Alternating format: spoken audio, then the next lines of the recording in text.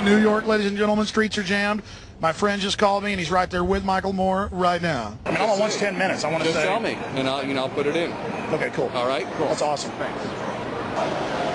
Michael Moore is inside there. Now we're going to answer a question. Did Michael Moore expose the truth about 9/11, or did he whitewash it?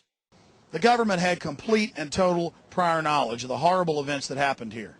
And at the bare minimum, they allowed this tragedy to take place as a pretext to scare the population into total abject fear and then submission. In his film Fahrenheit 9/11, Michael Moore doesn't even talk about things that MSNBC and the Associated Press have reported on.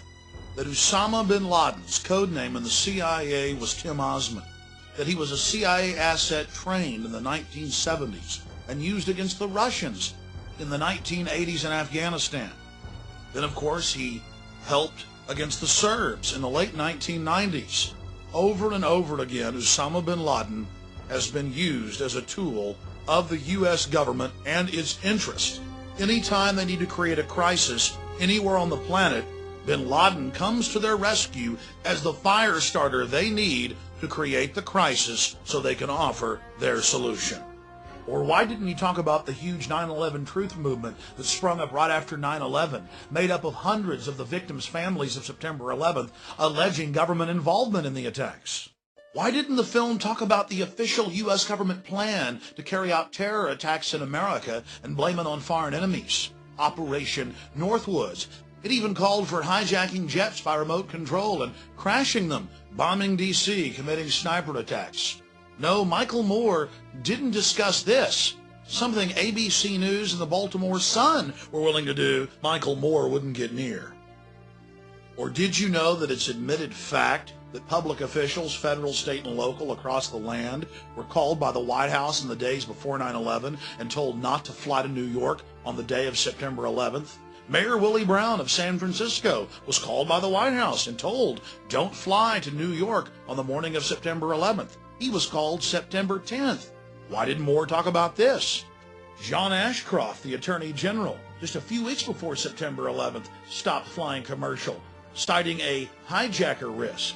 Most shocking of all, the Joint Chiefs of Staff had a scheduled meeting in New York City on September 11th. But the day before, because of a, quote, warning, they canceled their trip to New York City.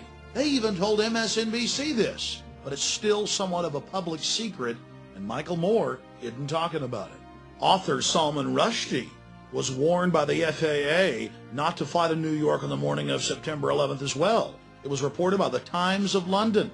We have the San Francisco Chronicle, MSNBC, the Associated Press reporting all of this. But still, the average American has been kept in the dark because it's never made the nightly news, and it's certainly never been talked about by Michael Moore. And there was no mention of the fact that NORAD stood down for the first time in its 50-year history. The FBI has gone public, as well as the CIA. They've even leaked the orders, like W199I, where George Bush ordered them to back off Osama bin Laden and his family. In fact, they even fired some agents that refused to follow their orders. There were red flags everywhere. Everyone knew that the attack was coming. That's why so many public officials didn't go to New York. But months before, there was the Bush administration frustrating the investigations, ordering the agents off the cases, ensuring that the attacks would go forward.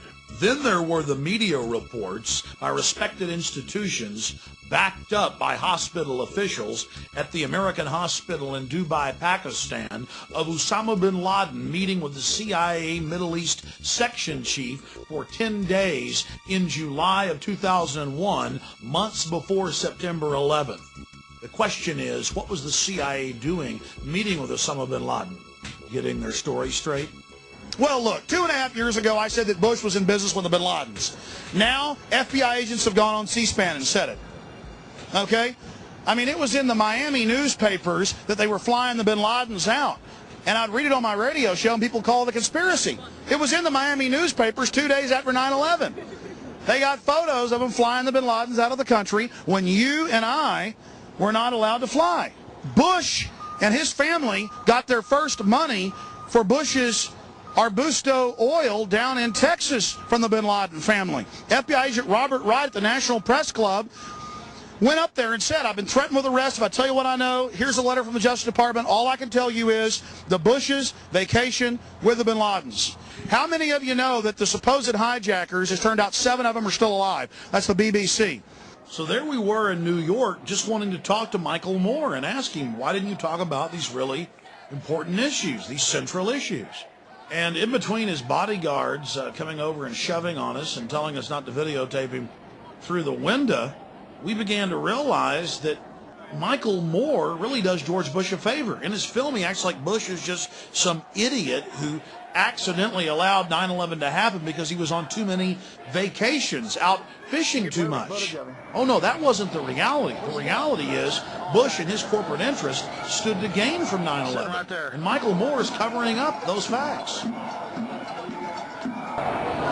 You don't want to let him eat, and once he eats, you can take a picture. Do you like your phone ringing when you're eating dinner? I'm not calling him.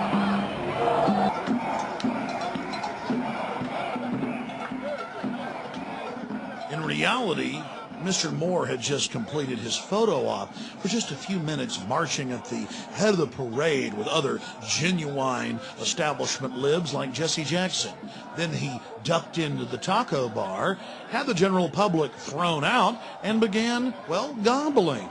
And I wonder what he was thinking while he was eating. Man, are they going to catch on to me? As the hours went by, are they going to find out that I'm really a fake and a corporate shill that flies around in a corporate jet? All those years I chased the corporate bigwigs around and was thrown out of office buildings and stood outside restaurants, and now I've become what I always said I hated. Or maybe I was always what I claimed I hated. Yes, Mr. Moore, we have nothing against you, but you made a film where you claim that you exposed George Bush. You gave him aid and comfort. You covered up the reality of premeditated involvement in 9/11 and played into that popular little folky image of Bush the idiot elf. Bush is a puppet for a hardcore global crime syndicate setting up a world government and turning America into a high-tech police state. But I guess though it won't matter to people like you. You'll have a fake war to fight, while all the time you're truly covering up the real political paradigm. Big paper Norwegian business there. Did he already sneak out? He's not. Out that way? He's gone. How many bodyguards does Michael Moore have? I can tell you. Pero aquel digo que definitivamente tienen ver allí como allí. Hey, Michael, why don't you talk about NORAD standing down?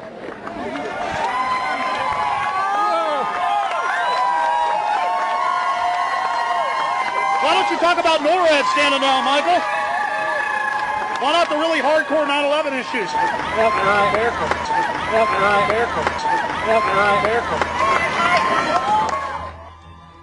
Michael Moore and the controlled opposition like him may be afraid to even scratch the surface of 9/11, but we're not.